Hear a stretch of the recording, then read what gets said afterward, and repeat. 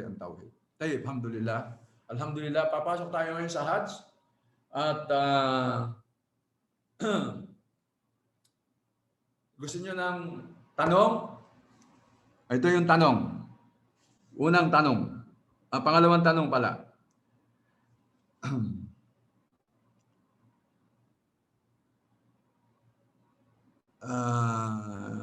Wala pang Israel Chavez. wala pang tanong, may nag-raise na ng hand si Brother Israpil. Assalamualaikum, Brother Israpil. Mashallah, long time no see, long time no hear. Waalaikumsalam warahmatullahi wabarakatuh.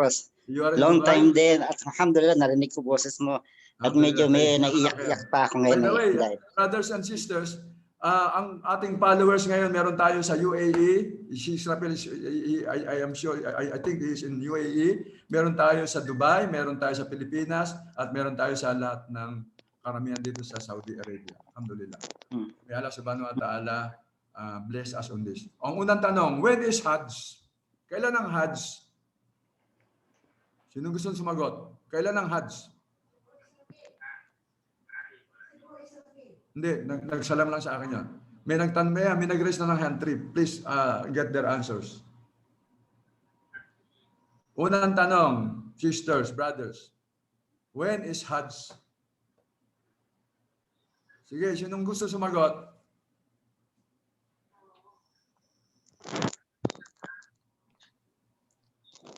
Wala?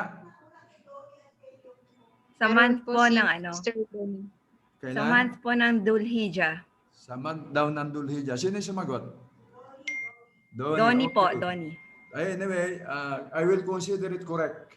So wala na tayong entertain na other questions. Kaya lang, i-explain natin in detail.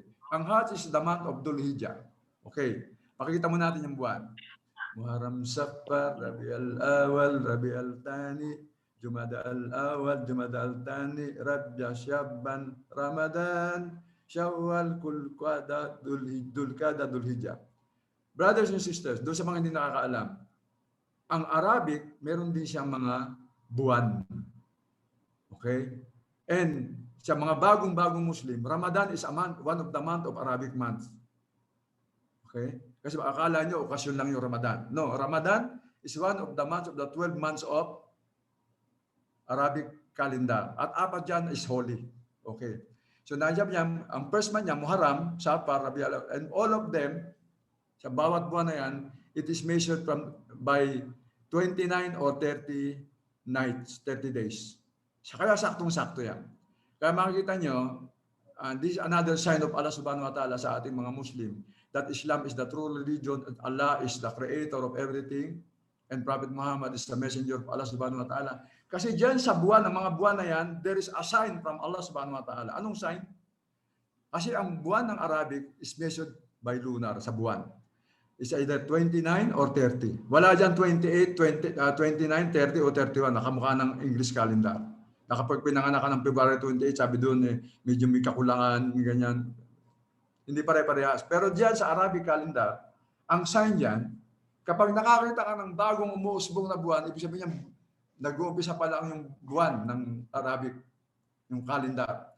Pagka lumilitaw na siya, 1, 2, 3, 4, 5, hanggang bumilog siya, kabilugan ng buwan, ibig sabihin, ang date niya sa Arabic calendar is 13, 14, 15. Ngayon, paunti-unti yan, mawawala uli yan, hanggang mawala, ibig sabihin, magtatapos na yung buwan na yon. So, ang moon, one of the purpose of the moon, ang nilagay ng Allah subhanahu wa ta'ala sa kalangitan, is to measure the time. Kaya kahit wala kang kalendar, naligaw ka, napunta ka sa bundok o sa gitna ng karagatan, sa barko, wala kayong signal, wala kayong kalendar, nasa mundo ka, wala kayong kalendar, everything. Alam mo kung anong petsa by following the Arabic calendar. Kapag kabilugan ng buwan, okay, sa mga Muslim, ang petsa noon 13, 14, 15. Pagkabilugan ng buwan sa mga hindi Muslim, sabi ng panahon yun, mga aswang, which is walang katotohanan yun. Okay? Lumalabas daw yung mga aswang. Walang katotohanan yun. Okay? Huwag kayong maniniwala doon. Fear Allah alone. Okay? So, pare-pare siya. So kanina, tinanong ko, when is Hajj? Sabi ni Sister Donnie, si Donnie ba yan? Sabi niya, ang buwan daw ng Hajj sa Dhul-Hijjah. Dhul-Hijjah. Tama?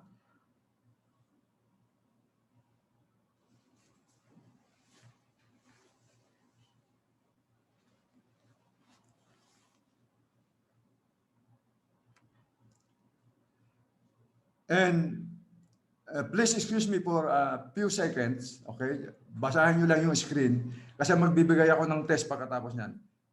Just a few seconds, may kukunin lang ako.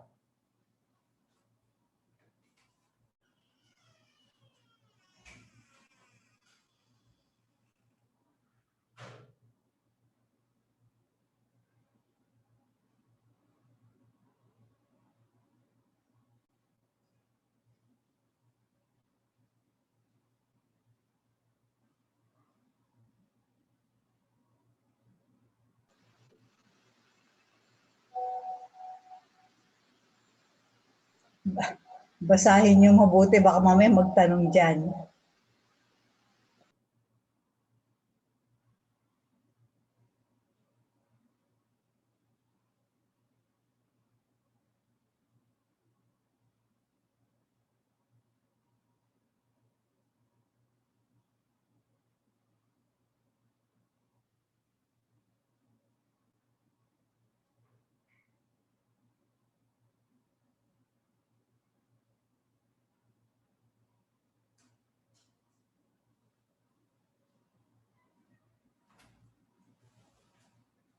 Okay, Assalamualaikum. So, okay, balik tayo. Gusto ko lang malaman, malinaw ba yung dating ko sa inyo? Naintindihan nyo ba? Mabilis ba ako? Mabagal ba ako? Nakakabor. Papiraise lang yung hand, if okay. Okay lang? Okay, tayo, okay na yan. Sabihin nyo lang kung mabilis ha. Tayo. So yung ang Hajj, brothers and sisters, ay sa buwan ng Dhul Hijjah, yung last Arabic calendar. Ngayon, nasa Dhul-Qa'dah tayo. Okay? Ha? Okay, raise your hand. Japan, I-recognize, alhamdulillah. So yung Hajj, brothers and sisters, inshallah, ngayong taon, ang Hajj 1442, which is Hajj 2021, it will start inshallah on the 19th of July. Depende kapag nakita yung buwan. Okay? Tentative, 19th of July. Alhamdulillah, pagkakaalam ko, 19th of July is Friday. Tayo, siya lahat maburot. So yung Dhul Hijjah, 1, 2, 3, 4, 5, 6. This is about 6 days. 6 to 7 days na naandun yung mga hujjat sa Makkah. So nahati yan sa 8, 9, 10, 11, 12, 13 ng Dhul Hijjah. So yung 8, tawag doon Day of Tarwiyah, which I will explain later on, Day of Arafah, Day of Sacrifice. Meron diyang, bawat araw meron designated activities. So yan yung ating information when is Hajj. Okay, inshallah. Tapos sabi doon, ano yung condition? Una, ang pwede lang Muslim. Dapat isa kang Muslim. Okay? Performing Hajj is not required para ang non-Muslim. Alam ba, mag-Hajj nung hindi pa ganito ang sitwasyon, nung not COVID time, ang dami nag-Hajj. By this time, dapat ang dami ng tao rito. Kaya lang ngayon, alam niyo naman ang sitwasyon. So, yung government dito, limiting the participants. Pero dapat milyon na ang daan dito. Kaya sa unang kondisyon, lahat ng dumadating na yung Muslim. Hindi nila pwedeng isama yung best friend. Wala naman akong gagawin, best friend naman tayo, sama ako ha. Hindi ganon. Dapat Muslim. Pangalawa, meron siyang matinong kaisipan. Okay? Ang pag-perform ng Hajj, dapat meron kang matinong kaisipan. Kapag ang isip mo ay parang mga isip ng politiko sa Pilipinas, hindi sila pwedeng mag-Hajj. Okay? Excuse my language. Dahil, pangatlo, dapat dumating na siya sa Al-Balugh. Ibig sabihin yun, yung na-reach niya yung adulthood. Sa mga lalaki, alam niyo na yan, sa mga babae, kapag nagkaroon na sila ng buwan ng dalaw, yan yung tinatawag na adulthood. Hindi obligatory sa isang bata ang Hajj. Okay? Hindi obligatory. Pero meron kayong makikita. I will answer it on the question and answer portion. Tapos, dapat meron kang kapabilidad. Yung biniskas natin nung last Friday, yung istatata. Sabi yun, may kapabilidad ka financially, okay, physically. Tapos pang-apat, ito sa mga kababaihan, this majority, ang participant natin dito, ang mga kababaihan, I'm sure maraming katanungan dito, dapat she should be accompanied by her husband or an unmarriageable person. Tawag doon maharam. Sa either your father, your brother, yung mga haram. Maraming question diyan, kaya lang tsaka na natin kasi mahabang sagutan ito, hindi natin entertain na sagot dito. Next Friday yan, inshallah. At doon sa mga you should not be in the waiting period kapag meron kang pinagdadaan ng divorce. Okay? O kaya meron kang namatay na asawa, okay? Merong mga excuse diyan, inshallah. Yan yung kondisyon ng mag-hajj. So wala nang nadagdag dyan. Bakit ba mga tao gusto nilang mag-hajj? Bakit ang mga Muslim gusto mag-hajj? Ano ba yung reward ng hajj? Minsan may nagtanong sa akin, kahapon lang, nagpa-body massage ako, sabi ng nagmamasahe sa akin, which is I think sa born again. May alagay him. Sabi niya, Brother Yusuf, yun po bang pag-hajj parang New Year? Para kung yung ba daw nating heart is parang New Year. So I have the opportunity to make dawa. So sinagot ko siya as much as I can so he can understand. So ang reward ng Hajj, sabi niya, sabi ng Propeta Muhammad, tandaan niyo brothers, ang dalil dapat natin, ibig sabihin ng dalil yung proof, magmula sa Quran at saka sabi ng Propeta Muhammad. So dito, ang reward ng Hajj, sabi ng Propeta Muhammad sabi niya, ang sino man daw ang magsagawa ng heart na hindi siya nag-commit ng obscenity o nag-commit ng evil acts will go back as if meron siya bagong panganak, wala siyang kasalanan. Born again. Ito ibig sabihin ng born again. Na kung sino man daw ang mag-hajj na hindi niya hinaluan ng mga wala pusok, wala rapat, wala dijal, yung walang obscenity, walang commit any evil deed. Babalik siya sa kanyang pinanggalingan na para siyang bagong silang na sanggol. Ibig sabihin, ang isa kasi ang bagong silang na sanggol, walang kasalanan yan. Mali na naman yung relihiyon nila. Sabi nila, ang tao pag pinanganak, meron siyang original sin. Kalokohan na naman yung bro, mga sisters. Ang dami-daming mamamana, kasalanan ba? Hindi totoo yun. So sabi dito ng Propeta Muhammad sallam, kung galing ka ng Maynila, Pilipinas, nag-hajj ka, and you do it accordingly, explain natin yung accordingly mamaya, babalik ka sa Pilipinas na ang dala-dala mong aklat, malinis. Kuhanin ka man ng Allah subhanahu wa ta'ala on that particular time, candidate ka sa Jannah. Kasi papakita mo yung libro. Kasi pagdating mo sa libingan, ang maghahatid sa iyo doon, kung halimbawa, namatay ako, okay, ihahatid niyo ako sa libingan. Ang dala-dala ko doon, yung akin lang kasuotan, yung aking sarili, saka yung aking gawa. Okay. Wala na akong madadala. Sasama doon yung asawa ko, pero babalik din siya sa bahay. Sasama doon yung kaibigan ko, babalik din sila. Ako lang may iwan doon. Okay. Halimbawa, kayo naman ang namatay. Mahirap kasi pag ako lang lagi mamamatay. O kayo naman ang mamamatay. O, ganun din ang gagawin namin. Huhugasan namin kayo, dadali namin sa libingan. Okay. Ang dala mo lang doon, ikaw, at saka yung good deeds. So, sabi nga, kapag namatay ka, kahats mo, tinanggap ang hats mo, ang dala-dala mo, good deeds. Ba na lang, ang gandang pagkamatay, no? Kasi ang dala-dala mong good deeds is puro good deeds.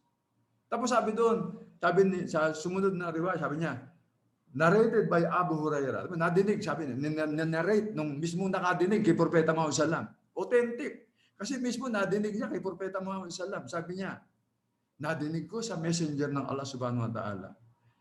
Ang mga pilgrims daw, performing Hajj and Umrah, are the guests of Allah. Bisita sila ng Allah subhanahu wa ta'ala. If they call upon him, he will answer them. Okay? And if they ask him for forgiveness, he will forgive them. Tingnan, subhanallah, ang ganda nito. Kapag ka nag-hajj ka, ibig sabihin, yung siya, labbaik Allahumma labbaik. Ang ibig sabihin, bisita ka mismo noong may-ari ng sanlibutan. The owner, Tawhid ar-Rububiyyah, owner. Di ba? Tawhid ar-Rububiyyah. He is the owner of all. Guest ka ng owner of everything. Sabi doon, kapag ka humingi ka sa kanya ng kung ano, ng kapatawaran, pagkakaloob sa iyo ng owner. At kanina, sinasabi ko siya, inaano ko pa ulo ko, di ba? Sabi niya, narrated by. Bakit ko i-specify yung narrated by? Kasi, I want to take this opportunity again. Hinahaluan ko lang ng konting dawa. Kasi alam ko mga bagong Muslim majority na nandito. Kasi sa iniwang din nating relihiyon, ang sabi doon sa proof nila. Yung proof natin, ito, yung dalil. Ibig sabihin ng dalil, proof, ebidensya. So you learn one Arabic word from me today, inshallah. Dalil is proof o ebidensya. Sa iniwan nating relihiyon, yung talalikuran nating relihiyon, sabi doon, yung proof nila, proof ko dati, according to Mark, according to Luke, according to, yung apat na according to. Di ba ganon? Di ba? Ay, oo nga, sabi mo ganon, di ba? Oo nga, di ba ganon? Ang tanong ko, chismis yun, hindi yung proof. Chismis yun, hindi yung proof. Kasi, yung apat na, si Mark, John, Luke, ano naman, hindi siya kasama ni Jesus during his time. So, hindi nila mismo nadinig. Walang authenticity doon. Walang proof authenticity. Ito mismo, sabi ni Abu Huraira, narinig niya mismo kay Propeta Muhammad Salam. Narinig niya mismo. So, andito yung authenticity. So, dito niyo makikita yung pagkakaiba ng Islam doon sa nagkiklaim na relihiyon, na maling relihiyon. Sa kanila, puro chismis yung according to. Walang basihan. Ito sa Islam, kung saan galing. Kasi ang Propeta Muhammad Salam, he is receiving revelation from Allah subhanahu wa ta'ala. Sabi sa Quran, وَمَا يَنْتِكُ عَنِ الْهَوَىٰ إِنْ هُوَ يُحْيِي وَحْيٌ يُوحَىٰ. Whatever he hears, he is not speaking on his own desire. Sabi ng Allah subhanahu wa ta'ala sa Quran. Si Muhammad, sabi niya, he is not speaking on his own desire. Whatever he hears, he speak. Subhanallah. Tapos, pag narinig na niya, sinasabi niya ngayon sa kanyang mga sahaba, yan, kamukha ni Abu Huraira, yung mga Abu Huraira, yan ang nire-relay niya. Yan ang gagalingan ng hadith, which are very, very authentic. Authentic yan. Yan sinasabing authenticity ng Islam. I hope na tutunan niya mga brothers and sisters. Dagdag kaalaman niya.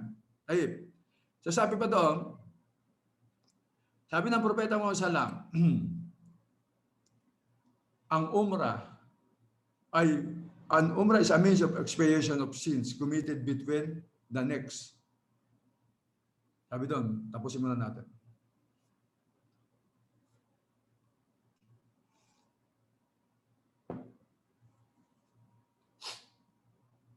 Ito ay hadith.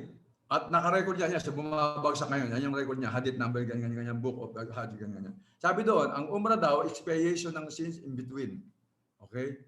Sa umrah to umrah. Alam mo, nag-umrah ka ngayon, nakakommit ka ng sin in between. Sa next umrah, yung mga minor sins will be forgiven by Allah subhanahu wa ta'ala if you ask forgiveness from it. Ngayon, yung Hajj Mabrur, kapag tinanggap ito sa iyo, completely accepted, ibig sabihin ng Hajj Mabrur o Mabrur Hajj, complete Hajj, ang reward nito walang iba kundi Jannah. Subhanallah. Jannah.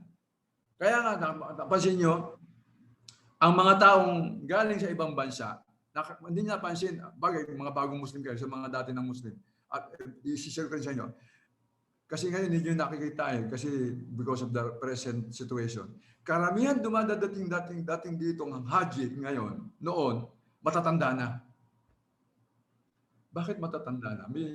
Kasi una, wala silang panggastos. Iniipon nila yung all their life, nag-iipon sila ng panggastos para sa Hajj. Kasi ang gagamitin mong Hajj expenses galing dapat sa halal income o halal earnings. So iniipon niya hanggang makaipon sila. Nung maipon nila yung complete package, matanda na sila. Iba na naman, inintay nila yung ganyong edad para ang gusto kasi nila. Pagdating nila dito, pag nakumpleto, pag gagawin nila yung Hajj, yung with sincerity as much as they can, ang panalangin nila sa Allah subhanahu wa ta'ala, hindi lang tanggapin yung Hajj. Ang panalangin nila, ya Allah, kunin mo na ako. Dito na, gusto nila dito mamatay. Kasi pagka tinanggap yung Hajj nila, kumpleto yung kanilang libro, and sabi nga, pag tinanggap, alatul, Jannah. Ay, lahat ng tao, ang pangarap, Jannah. Kahit yung mangingilom, yung lasenggero doon sa kanto ng Tondo, ang gusto niya sa paraiso pumasok. Di ba? Kaya lang, pag nalasing na siya, sabi niya, ito yung paraiso. Ganun lang ang paraiso sa kanila, yung lasing. Yung lasing na enjoy their life. Yun ang paraiso. Pagbahanala sa Islam, ini-explain dito yung paraiso. Especially sa Hajj. Kasi sa Hajj, it reminds you of death. Kumbaga, tingnan nyo ang ganda ng Islam. Meron tayong review ng ating buhay, meron tayong review ng kung saan tayo pupunta. At meron tayong study nung anong mangyayari sa atin sa libingan, sa kabilang buhay. Nakasulat lahat yan. Nakasulat lahat. So all you have to do is to follow yung first condition ng shahada. Ito yung tanong. Ito yung tanong, pangusin kong tanong. Anyone can answer. Ano yung first condition ng shahada? Okay, co-host. Ano ang first condition ng shahada? May sumagot si Donnie. Si Donnie yata nakasagot na kanina. Si Sister Donnie, scholar ka na. Iba naman. Sister Alice po. Okay. Sino? Sister Alice, anong first condition ng shahada? Sister Alice. Mute mo. Salah. Ha? Salah. Ano daw? Co-host, nadinig nyo? Nagsasalita pa po siya. Sister Alice, pakilinaw po.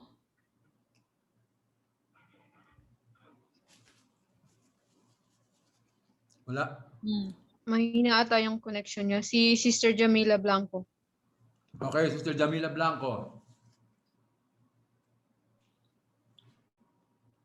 What is the first condition of shahada? Jamila, paki-unmute. Sister Jamila? Wala na. Susunod na. Assalamualaikum po. Okay, waalaikumsalam. Ano po yung sagot? Al-ilm po. First condition. Al-in, kaalaman, knowledge. Tama yan. Pakilista si Jamila, papadala natin siya ng regalo. Shukran po. Jazakallah khair. Ayaw. So, ang unang kondisyon ng shahada is al-ilm. Kaalaman, knowledge. So, sa isang Muslim, ang unang pumapasok sa atin kapag nag-Muslim ka, kaalaman. So, dapat malaman mo lahat ito. Yan ang ganda ng Islam sa isang tao na believer. Alam niya kung anong pamumuhay na gagawin niya sa daigdig, sa kabilang buhay, at sa susunod na buhay. Alim. At ang unang-unang kaalaman, who is your Lord? Who is your Lord? Man Rabbuk. Diba? Yun ang una. Sa kalakir. Tayo, patuloy tayo. So ang main reward, brothers and sisters, Jannah ng Hajj. Kapag ka tinanggap sa iyo yung Hajj, ang main reward niyan, Jannah, paradise. Tayo, sabi doon, paano mo makukuha yung reward? Of course, may pamamaraan yan, di ba? How to achieve the reward? Sabi niya, to perform Hajj according to the Quran and the Sunnah. There is no other way. Sabi niya, sabi ng Propeta Muhammad Sallam, Kuddu anni manasikakum. Take from me your Hajj right. Sabi doon, kapag gagawa ka ng pag-perform ka ng Hajj, hindi lang Hajj, everything as regards worship, Kuddu anni, pagdating sa Hajj, yung manasik ng Hajj, ibig sabihin ng rice ng Hajj, manasik, Kuddu anni manasikakum. Kunin mo sa akin kung paano mag-Hajj. Para sinabi niya, sallu kama araytumuni usalli. Sabi niya, magsala kayo according sa paano ko magsala. Yung sabi ng Propeta Muhammad. Kaya pag nagsasala tayo, kung paano siya nagsala, yun ang gagawin nating sala. Kasi siya yung ating model. Ganon din sa Hajj. Kung paano siya nag-perform ng Hajj, okay? So, ganon ang gagawin mong Hajj. Kaya, sabi niya, take from me your Hajj right. Sabi doon, kasi brothers and sisters, ang Hajj is an act of worship that must be devoted only to Allah. Tandaan niya. Devoted only to Allah. It is the declaration of or manifestation of the oneness of Allah subhanahu wa ta'ala. It is the time to call our soul, to purify our soul. Okay? Yung sinabi mo, labay ka Allahumma labay ka la sharika lak labay. Ito yung binabanggit mo, yung re-recognize mo that there's only one God, that is Allah, at sinasabi mo yung kanyang kaisahan. Tayo. Tapos sabi doon, walang ibang pamamaraan. Okay? ang sino mang gumawa ng ibang pamamaraan, hindi ito tatanggapin sa kanya. Okay? Failure to perform Hajj not in a proper way, ibig sabihin nito, hindi tanggap sa iyong Hajj. Kasi maraming pumupunta dito ng Hajj na hindi nila alam kung anong gagawin. Ang sinusunod nila, yung kanilang mga leader na hindi rin alam. Kumaga, kulang sa ilm, kulang sa kaalaman. Okay? So, importante na pag-aralan mo. Kaya, ang Hajj ay kasama sa subject ng JDC. Okay? Ang Hajj kasama sa pillars ng Islam. At ang Hajj, okay, ito yung ubudiyya to Allah. Ano ibig sabihin ng ubudiyya to Allah? Ibig sabihin ng ubudiyya to Allah, yung pag-surrender mo sa Allah subhanahu wa ta'ala. Para masabi mo, iyaka na abudu, wa iyaka nasta'in, you alone we worship, and to you alone we ask for help. Yun yung ubudiyya. Ibig sabihin, pag sinabing yung servitude mo sa Allah subhanahu wa ta'ala, yung pag-service, yung pagsuko mo sa Allah subhanahu wa ta'ala, yung tawag doon, slavery of the heart. O kaya yung slavery of the heart, slavery of the tongue, slavery of the limbs, lahat yung for Allah subhanahu wa ta'ala. Ibig sabihin ng slavery of the heart, yung kasama dyan yung both, yung call tsaka yung amal. Ibig sabihin ng call, yung sinabi mo, tsaka yung amal, yung action. Yung action ng heart, yung call ng heart, yung sinabi ng puso, yun yung belief. Yung etikad. Yung naniwala ka, yun yung action ng puso. Okay? Tapos, pag sinabing action of the heart, yun yung pagmamahal mo sa Allah subhanahu wa ta'ala, you rely to Allah subhanahu wa ta'ala, you turn to Allah subhanahu wa ta'ala, you repent to Allah subhanahu wa ta'ala, you fear Allah subhanahu wa ta'ala, you hope sa Allah subhanahu wa ta'ala, you devote your din, you worship sa Allah subhanahu wa ta'ala. Ito yung mga action. Na kapag natakot ka sa Allah subhanahu wa ta'ala, okay, lalapit ka sa Kanya. Kasi ang pagkatakot, may utang ako kay Israfil, hindi ko nabayaran. Pag magkikita kami ni Israfil, iiwasan ko siya. Kasi may utang ako sa kanya. Yun ang pagkatakot na isang klaseng pagkatakot. Ngayon, yung pagkatakot mo sa Allah subhanahu wa ta'ala, kapag meron kang kasalanan sa Allah subhanahu wa ta'ala, mananalangin ka sa Kanya, lalo kang lalapit sa Kanya. Kaya yung pagkatakot mo sa Kanya, napapalapit ka sa Kanya. Yung pagkatakot mo sa isang bagay na hindi dapat katakutan, nilalayaan mo siya. Yun yung pagkakaiba ng fear Allah, yung kasama yun sa ubudiyya. Inshallah. Amal ng Allah subhanahu wa ta'ala. So, comprehensive ito. Kaya sabi doon, yung iyaka na abudu wa iyaka nasta'in, kasama dito, kung sino mang magsagawa ng Hajj na hindi ayon sa pamamaraan ng Propeta Muhammad sallam, kasama yun sa iyaka na abudu wa iyaka nasta'in. Kasi nakasama doon sa ayah. Nakasama doon yung saying of the heart, actions of the heart, sayings of the tongue, at saka actions of the limb. Tayo, inshallah. So ano yung golden rule? Para makuha mo yung reward, anong golden rule? Anyone knows? Mamaya tatanungin ko kayo pagkatapos nito. On every action, especially sa Hajj, okay? Ang una nyo itatanong sa sarili mo, what did the prophet say? Do and or didn't do. Yan. Yan ang golden rule. To get the reward. In every ibadah, para makuha mo yung success, yan ang golden rule. Okay, ito ang tanong. Again, question and answer. Raise your hand. Ano sa pagkakaintindi niyo yung what did the prophet say, do, and didn't do? May sagot ka. Yung scholar na naman nag-raise ng hand. Hindi ka nakasali, Sister Donnie. Sorry. Scholar ka na. Bibigyan na lang namin ng plaque. Brothers and sisters, paki-click po yung raise hand kung gusto niyong sumagot kasi hindi kayo makapag-unmute. Okay. May instruction yung ating co-host. Paki-beep daw. Okay. Sister Luz Buminda, ano ibig sabihin ng what did the prophet say, do, and didn't do? Try ko lang so, brother. To please Allah subhanahu wa ta'ala. Any answer? Other answer? Si Jamila, nakasagot na kanina. Manalo Hindi ka na na pwede. kanina. Scholar ka na rin. Yung mga nakasagot na, Sir huwag na kayo mag-raise ng hand. Larilyn. Larry Lin. Ano pagkakaintindi mo dito? What did the prophet say, do, and didn't do? Assalamualaikum warahmatullahi wabarakatuh po. Waalaikumsalam. For me po, siguro alamin po natin ano po ba yung mga ginawa o sinabi ng Propeta Muhammad sallallahu alaihi wasallam at mga hindi niya sinabi at ginawa na dapat nating gawin sa loob ng Hajj, sa pagsasagawa natin ng Hajj. Eh, malapit ka na sa sagot. Dinagalog mo yung English. Anyway, gusto ko makuha yung tamang word. Tamang word. Malapit na siya. Malapit na siya. Sino pa? Sister Mariam? Sister Mar. Mariam. Naka-unmute. Naka-unmute ka.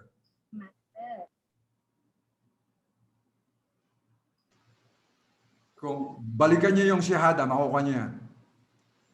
What did the prophet? Ano ibig sabihin yan? Mariam, okay. Good morning po sa ating lahat, Pastor. Ay, pastor daw. Astagfirullah. Brolala din. Okay, wala nang good morning. Sige, sagot na, sister. Sister Mariam, sasagot ka? Kung hindi, si Brother Abdullah po. Brother Abdullah. Brother Abdullah. Yes po. Assalamualaikum. Waalaikumsalam. Anong pagkakaintindi? Bakit kasali ka dito? Anyway, okay. What did the Po, prophet say? Do and didn't do? sumali po ako dito po. Hindi, siya, Yung Brother sunnah, Abdullah. bro. Okay. Sunnah. Sunnah, mashallah. Yun ang sagot, brothers and sisters, sunnah.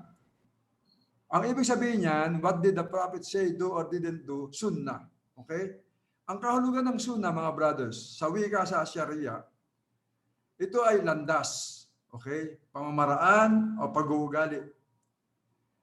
Sa istila ng Islam, anuman na attributed sa Propeta Muhammad sallallahu magmula sa kanyang mga salita at mga gawa at mga binigyan ng mga patotoo o patunay na nagmula sa salita o gawa ng mga sahaba o mga katangian ng pagkakalika sa kanya ng kanyang at ang kanyang pag-ugali. Ito ay ang tawag dito sunnah. So tandaan niyo yan, bro. Sisters, makukuha niyo yung success sa ibada at makukuha niyo yung Hajj Mabrur according to sunnah. Kung paano, anong sinabi niya sa Hajj, paano gawin, paano niya ginawa, at ano yung hindi ginawa. Makikita niyo mamaya kung ano sinabi niya, at paano niya ginawa, at ano yung hindi niya ginawa. So ang tawag diyan, to make it short, sunnah. Pakilista si Brother Abdullah, na second recipient ng ating Lots and Fabulous Prizes. Okay mga co-hosts, proceed. What time? Okay, 10:56. Hanggang ano oras ba tayo? 11:30, di ba? Okay. Again, now papasok tayo sa Hajj. Alhamdulillah. Sinabi ko na sa inyo kung kailan na-prescribe yung Hajj. Okay? Kanina. At yung ruling ng Hajj, sinabi ko na rin sa inyo na sinabi ko sa inyo previously. Yung Hajj ba obligatory right away? Merong sasagutin ko yan next Friday. Pero ngayon sabi ko sa inyo, meron tatlong klase ng Hajj. There are 3 different types of Hajj. Una dyan yung Hajj al-Ifrad, Hajj Qiran, tsaka Hajj Tamattu. Ano yung pagkakaiba niya? Yung Hajj al-Ifrad, ito yung pinakasimpleng form ng Hajj. Ang Haji o pilgrim, he will enter in the state of Ihram at ang intention niya ay magsagawa ng Hajj sa Mikat. Okay? Tapos, ang tawag sa kanya, Mufrid.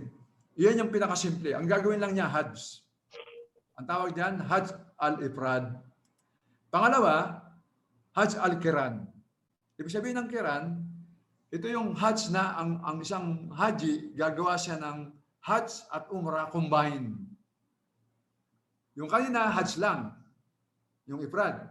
Ngayon, yung Qiran, ang gagawin niya, Hajj at Umrah combined. Ang tawag sa kanya, Qarin. Okay?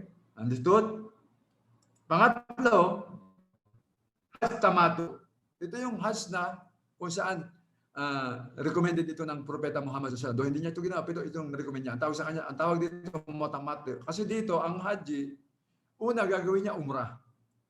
Pagkatapos, marirelease siya sa umrah. Pagdating ng first day ng Hajj, babalik siya sa ihram, papasok siya para gumawa siya ng Hajj. Mapapansin nyo, ang gumagawa nito yung mga galing sa labas, yung mga galing sa abroad, na maaga silang dumadating sa Saudi. Ano ba? Ngayon, may dumating na Haji, nakasuot siya ng ihram. So, ang gagawin niya ngayon, magpe-perform siya muna ng umrah. So, hindi siya pwedeng mag-perform ng Hajj kasi hindi pa naman Hajj day. So, pagkatapos ng umrah, magre-release siya sa kanyang damit, ordinaryong kanyang kaya lang may restriction, which we'll discuss later on. Tapos, pagdating ng Hajj day, babalik ulit siya sa ihram para magsagawa ng Hajj. So, ang gagawin niya dito, umrah at Hajj, pero separated.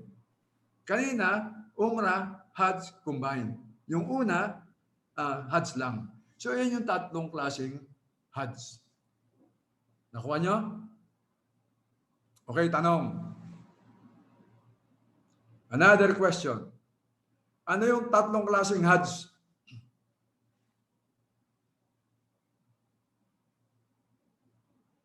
Wala sumagot. Sana lang. Marwa. Okay, Sister Marwa.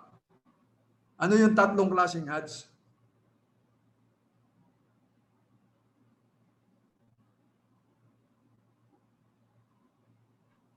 Hello, assalamualaikum po. Alaikum salam. Okay. Yung tatlong Hajj po, yung una po is yung Hajj al-Ufrad. Ilfrad. Pangalawa?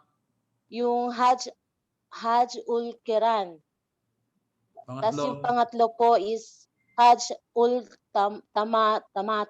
Okay, may bonus na kayo. Nandiyan sa screen yung pangatlo. Okay, medyo hindi siya gaanong perfect, but I don't know if the co-host will consider it. Ang una, Ifrad, hindi Ufrad. Ay, Ifrad po. Pangalawa, Kiran. Pangatlo, Tamatu. Okay? Tama. Of course, kasi transliterated yung binabasa ninyo, kaya may ul, mga ganun. Co-host, should we consider it? Consider na daw po. Consider. Okay, tayo, sa Kalaker. So, pakilista na lang si Sister kung sino sumagot. Okay, next question na lang sa mga susunod. Okay. Ano ba yung virtues ng Hajj? Virtues ng Hajj. Okay. Sabi ni Abu Hurairah, radhiyallahu anhu, sabi niya, may nagtanong sa Propeta Muhammad sallam. Sabi niya, Ya, Propeta ng Allah, ano ba pinakamagandang deeds? Sabi ng Propeta, believe in Allah. Ano ang pinakamagandang deeds? Believe in Allah and His Messenger. Yun ang pinakamaganda, sabi ng Propeta Muhammad sallam. Nagtanong ulit siya, then what? Ano susunod? Sabi ng Propeta Muhammad sallam, jihad for the sake of Allah subhanahu wa ta'ala. Jihad for the sake of Allah. Pangatlo, sabi niya, then what? Sabi niya, an Hajj mabrur. Sabi niya, an accepted Hajj. Yun yung virtues ng Hajj. So, sa paliwanag doon, sabi doon, ang accepted Hajj, dapat ang gagamitin mong pera halal. Yung babaunin mo dyan, halal. And, kamukha ng binanggit sa aya kanina, one must keep away from evil, sin, injustice sa Hajj. Tapos pangatlo, gagawin mo yung Hajj according to Sunnah, yung diniscuss ulit natin, nireview ko natin, di ba? Pang-apat, walang show off, walang riya. Purely tauhid. Purely ikhlas for the sake of Allah subhanahu wa ta'ala. Okay? And panglima, of course, yung sabi nga doon na walang act of disobedience. Yun yung virtues ng Hajj. Tayo, re-reviewin natin. So ano yung tatlong klaseng Hajj? Sabi niya, merong Ifrad, merong Kiran, at merong Tamatu. So para-parehas lang yan, brothers and sisters. Huwag kayo malilito. Pare-parehas lang. Meron lang pagkakaiba niyan sa i-explain ko ngayon. So tandaan nyo, brothers. Merong tatlong types ng Hajj. Ifrad, Kiran, Tamatu. Okay. Pag Ifrad ka at Kiran, Tamatu, lahat yan papasok na naka-ihram. Yung nakahiram, makikita niyo mamaya kung ano yung ihram. Sa Mikat, merong designated na Mikat area. Kung napansin niyo, kung nakasakay kayo sa Saudi Airlines, Saudi Airlines lang naman ang nagsasabi nito. At saka Saudi Airlines lang naman ang nagdadasal ng traveler's prayer kapag lilipad na. At saka di ba? Hindi ko pinopromote ang Saudiya. Ang pinopromote ko yung kagandahan ng Islam. So ang Ifrad, Kiran, Tamato, lahat yan papasok dito nakaihiram. Tapos ang Ifrad, pupunta sa Maka, gagawa siya ng Tawaf al-Qudum. Arrival Tawaf. Okay? Pangatlo, gagawa siya ng Sa'i for Hajj, yung in-explain ko kanina. Tapos, magre-remain siya sa ihram hanggang dumating yung day of sacrifice. I-explain natin yan mamaya sa sabi ko lang sa inyo step by step. Yung Kiran, ang gagawin niya pag naka-ihram siya, gagawa siya ng umrah sa Makkah, gagawa siya ng tawaf at sa'i, tapos he remain in ihram hanggang day of sacrifice. Halos parehas lang yan, di ba? Ang pagkakaiba lang niya, yun, nakita niyo yung sa'i for hajj, tsaka yung tawaf for sa'i. Tawaf yung sa'i. Yung tamattu, pagdating niya, naka-ihram, gagawa siya ng tawaf for umrah. Okay, gagawa siya ng umrah. Tapos, sa'i for umrah, and then cutting or shaving of the hair, and then mari-release siya, complete release. Nakuha niyo, para tayo nag-umrah. At hindi lang para, talaga nag-umrah lang, di ba? Pagkatapos, pagdating ng Dhul Hijjah, 8 Dhul Hijjah, mag-a-assume uli siya ng ihram, okay? At mapapasok uli siya sa yung state of yung ng Hajj. Yan ang pagkakaiba. Yan yung step by step. I will explain from today hanggang next Friday. Okay? So ngayon hanggang ano maaabot natin. Inshallah. Sabi doon, sa Ifrad, ang Tawaf al-Qudum, if sabihin ng Tawaf al-Qudum, yung arrival tawaf, okay, yung tawaf, arrival tawaf, sunnah. Okay, sunnah. At kapag hindi ito nagawa, no problem. Wala kang nagagawang pagkakasala o pagkakamali. Ayun. Nasaan yung bakit nagkaroon ng ano? Okay. Sorry na yung screen. Enter. Paano to? Okay. Nagkaroon ng pencil Brother Abdullah, paano ito? Nagkaroon ng annotation. O yan, wala na. Okay, tayo. Inshallah, alhamdulillah. Okay, yung sabi doon sa baba, kung nabasa ninyo, kapag yung isa nag-perform siya ng Tawaf al-Qudum and goes directly to Mina, he should perform sa'i for Hajj after Tawaf al-Ifadah, which I will explain later on. Ngayon, let's proceed. Merong pillars ang Hajj. Merong rukun ang Hajj. Tayo, una, ihram with niya. Okay? Pangalawa, wukuf bil Arafah, Tawaf al-Ifadah, tsaka sa'i for Hajj. Yan yung pillars.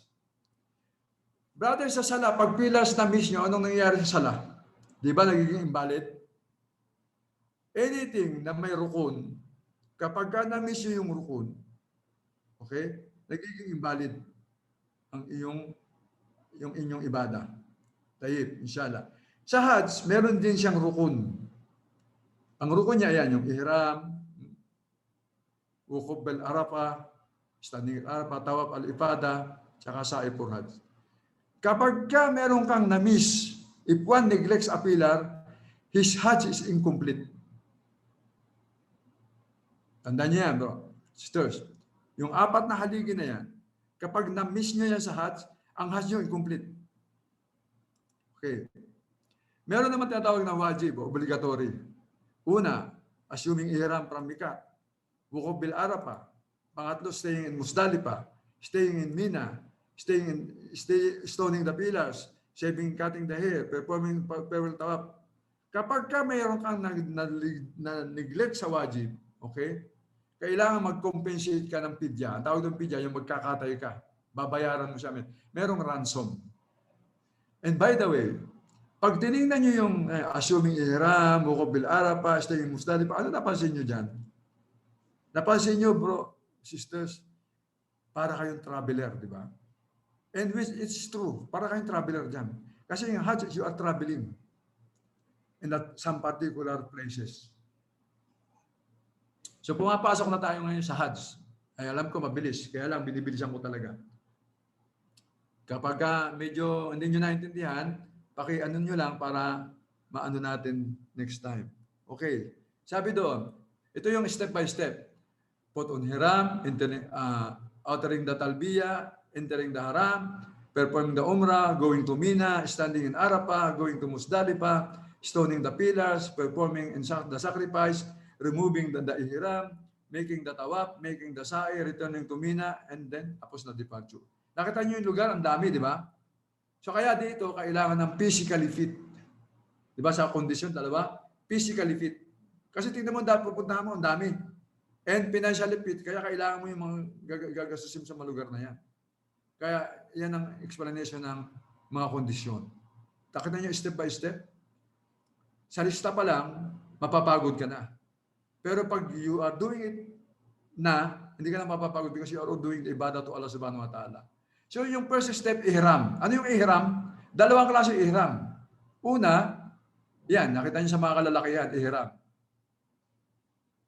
Sa kababaihan, wala namang designated na kulay ng mga damit.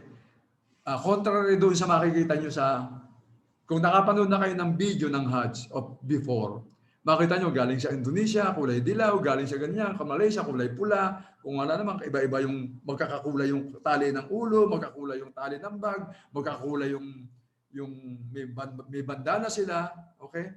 Ewan ko na kung magkakulay yung mga lipstick nila, di ba?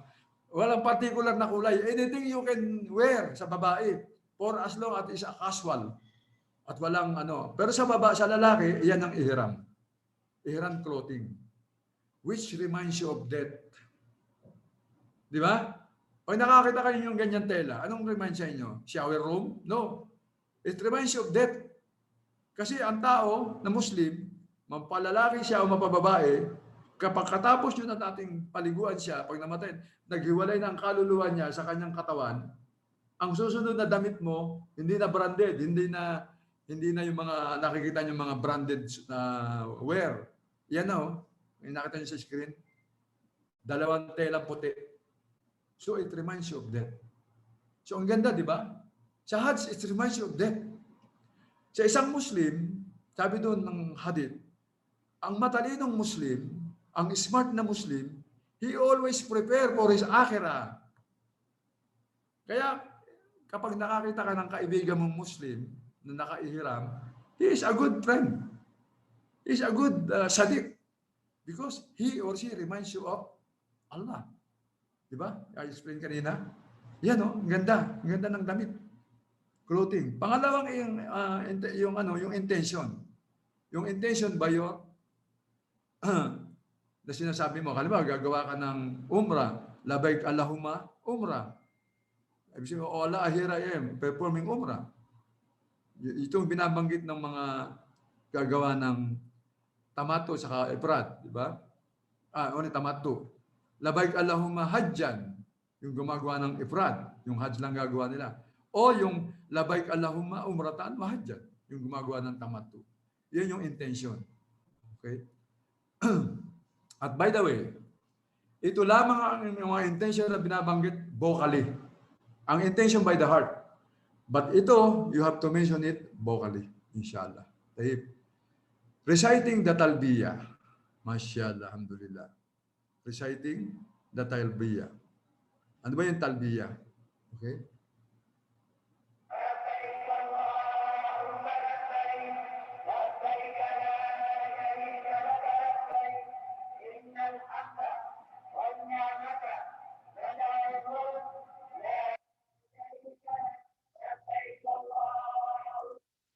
So yan, binanggit ko kanina, di ba?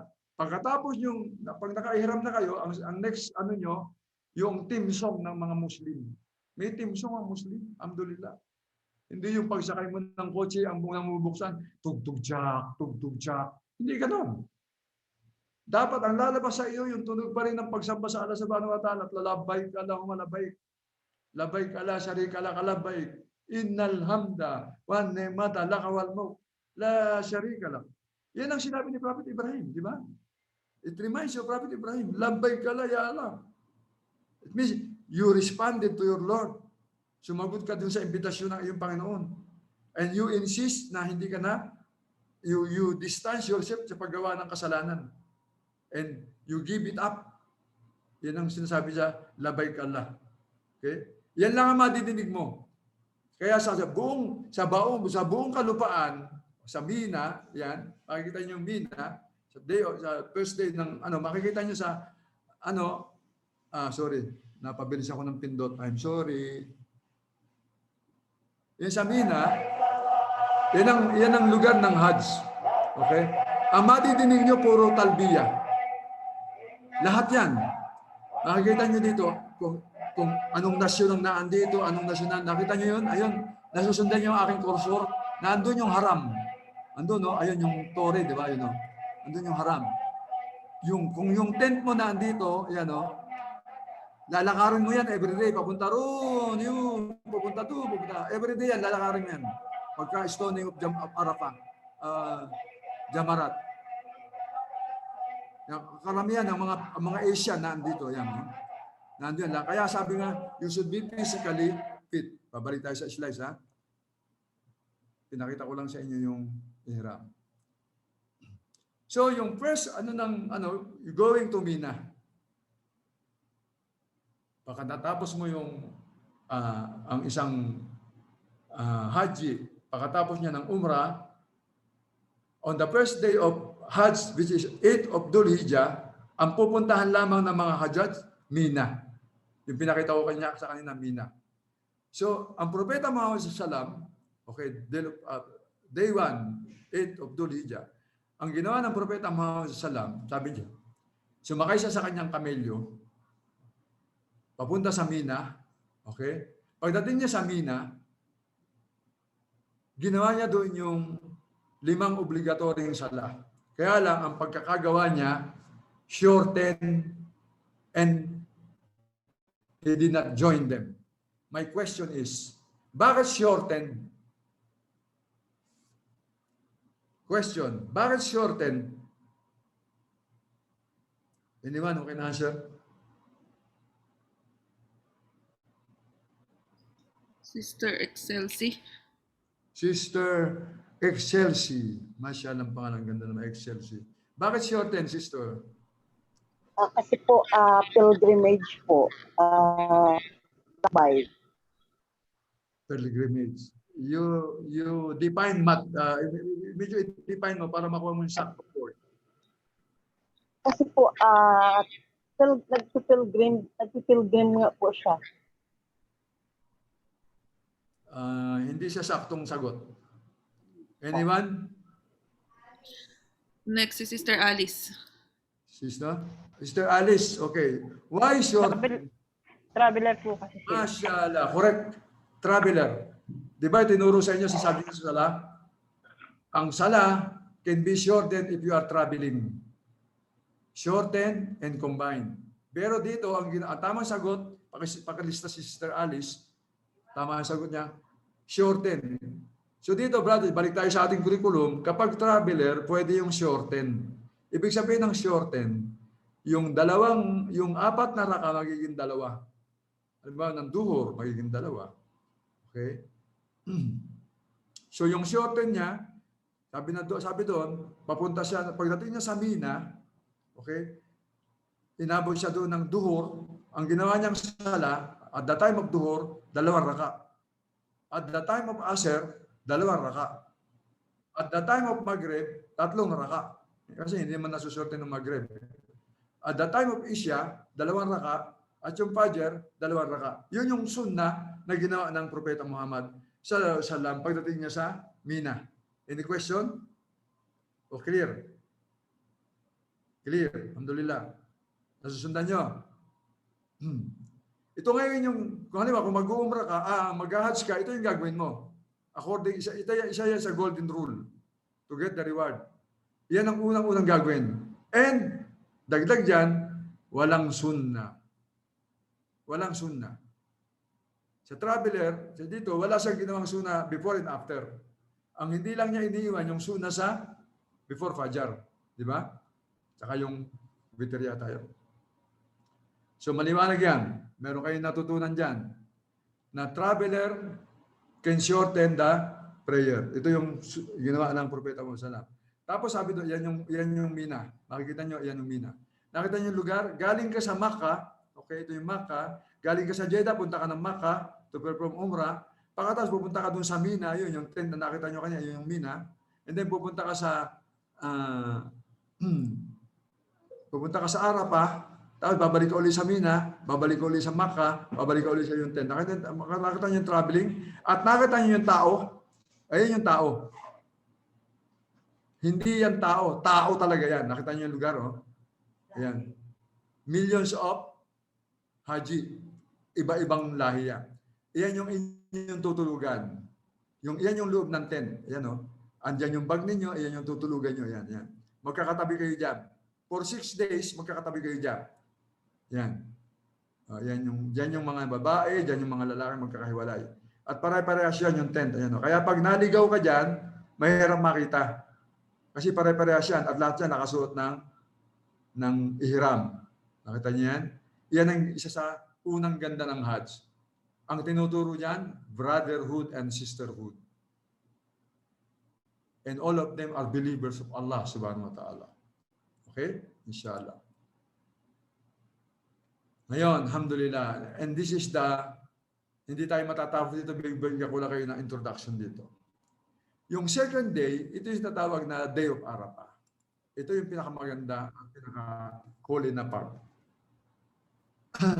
So sabi doon, nung sumikat ang araw, magmula sa Mina, ang Propeta Muhammad SAW, lumipat siya, papunta siya ng Arafah. Kasama niya ang kanyang mga kasamahan. Nag-stay sila doon sa, merong masjid sa Arafah, ang pangalan Namira. Okay, doon sila nag-stay. At tapos, naghintay sila doon ng tanghali at nagsagawa doon ng khutbah. And then, ginawa doon lahat ng nangyari sa Day of Arafah, which I will explain later on as the lecture is going on. Yung kabuuan nito, itong summary nito, i-explain ko sa inyo. So ano ba yung, sa Arafah, makikita nyo, kung galing ka dito, sa Makkah, sa Mina, nasa dulo yung Arafah, ang makikita nyo lang sa Arafah, puro tent, ayun o, puro tent, tsaka yung mga signboard na yan. Nakita nyo, Arafah starts here. Sa likod niyan, ang nakasulat niyan, Mina starts here. Sa likod niyan, yung likod nito, yung dilaw nito, ang likod niyan, puti, Mina starts here. Kaya dito, you have to be mindful of worshipful of Allah, of your ibadah. Kasi kapag nasa lugar ka ng Arafah on Arafah Day at lumipat ka sa Mina, ibig sabihin hindi ka haji. Kasi pag sinabing Arafah Day, dapat lahat ng haji nasa Arafah. Okay? Kapag ka sinabing Mina Day, lahat ng haji dapat nasa Mina. Ay ang pagitan lang niya, yung border na yan. Nakita niyo? Kaya sabi nga doon, you should always be mindful of your ibadah. Alhamdulillah. Ano ba yung ginagawa ng mga haji sa Arafah? Yan yung Mount of Mercy. Bundok ng awa sa Tagalog. Ang Arafah, maliit lang. Arafah refers to the day of Arafah. Yung Arafat, yung T, refers to the plains of Arafah. Pag sinabing Arafah, H, yun, H, okay? H, Arafah. Ibig sabihin yan, day of Arafah. Pag sinabi, nabasa nyo Arafat, it refers to the plains of Arafah sa Makkah. Yun yung pagkakaiba nun. Ano ba yung Day of Arafah? Ang Day of Arafah, brothers and sisters, ito yung ikasyam na araw ng Dhul Hijjah. Okay? Inshallah, this year will be on the 19th of July. And prior to that, meron na tawag na first 10 days ng Dhul Hijjah, which these are the best 10 days sa entire Islamic year. Okay? Sabi ng Allah subhanahu wa ta'ala, sabi ng Propeta Muhammad sallam, there are no greater days more than the first 10 days, okay, of the first 10 days of Dhul Hijjah. Doon sa mga hindi mag-Hajj, and I'm sure, which is obviously, lahat tayo hindi mag-Hajj. Lahat tayo hindi mag-Hajj. Ewan ko lang kung meron nabunod sa inyo, pero I am almost sure na lahat tayong Muslim na kaharap ko ngayon, hindi kasama sa Hajj. Anong gagawin natin on the day of Arafah? Inuunahan ko na, ang unang ibadang gagawin natin on the day of Arafah, mag-aayuno tayo. Magpa-fasting tayo. Ang reward dito, yung kapatawaran sa kasalanan ng padating na 1 taon. Just imagine, padating pa lang yung 1 taon na hindi mo pa ginagawa, pinatawad ka na ng Allah subhanahu wa ta'ala. Kung merong best 10 days, kung merong, sabi nga, merong best 10 nights, which is Laylatul Qadr, okay? Tanong, kailan yung Laylatul Qadr?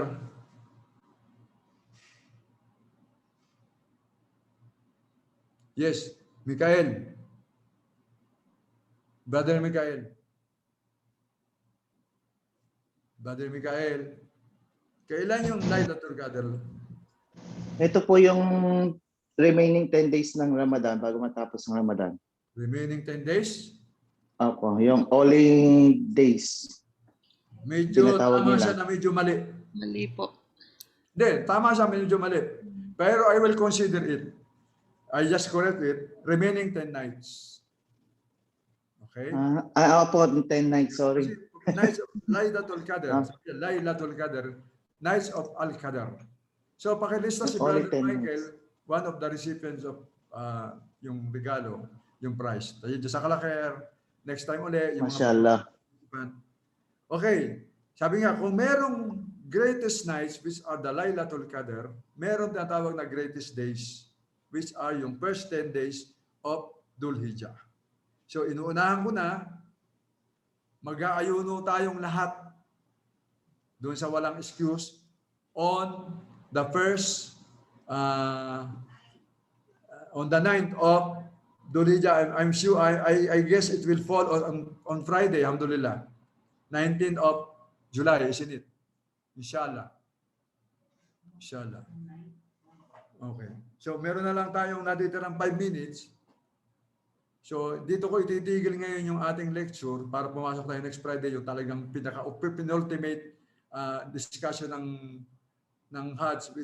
Ito ang pinaka-importante, brothers and sisters, na huwag kayong mawawala sa Friday kasi ito yung explanation na kung hindi man kayo makapag-perform ng Hajj, at least alam nyo ang pamamaraan ng Hajj, and ito ang isang pinakamagandang kaalaman that will add to your iman, that will boost your iman. Kasi dito, papakita natin o explain natin how Allah subhanahu wa ta'ala love His servant. How Allah subhanahu wa ta'ala give mercy to His servant. Kaya sabi doon, sabi, kapag nananalangin tayo sa Allah subhanahu wa ta'ala, sabi natin, Alhamdulillahi Rabbil Alamin, Ar-Rahman Ar-Rahim. Lagi nandun yung mercy ng Allah subhanahu wa ta'ala, yung Rahman. Yung kanyang rahma is na-envelope niya yung buong creation. Okay? I-explain natin dyan kung paano ibinigay ng Allah subhanahu wa ta'ala ang mercy niya sa kanyang mga nilalang na nire-reject ng mga disbelievers. So, inshallah, hanggang dito na lang muna. Ha? Hanggang dito na lang muna yung ating kung meron man akong nasabing mali, patawarin ako ng Allah subhanahu wa ta'ala at humingi ako ng kapatawaran mula sa inyo. At doon sa mga nakapulutan ninyo ng tamang kaalaman, ito ay galing sa Allah subhanahu wa ta'ala. Panalangin ko na naway pagkalooban tayo ng Allah subhanahu wa ta'ala ng kanyang mercy, ng kanyang kapatawaran, na gawaran tayo ng kanyang beneficial na kaalaman upang magamit natin sa ating reliyon, sa ating pagsamba sa Allah subhanahu wa ta'ala, at pagsama-samahin na tayo ng Allah subhanahu wa ta'ala sa kabilang buhay na kung saan ang tinatawag na Jannah o Paraiso. Tumamin. Subhanaka ala wa bihamdik asyhadu an la ilaha illa anta astaghfiruka wa atubu ilaik.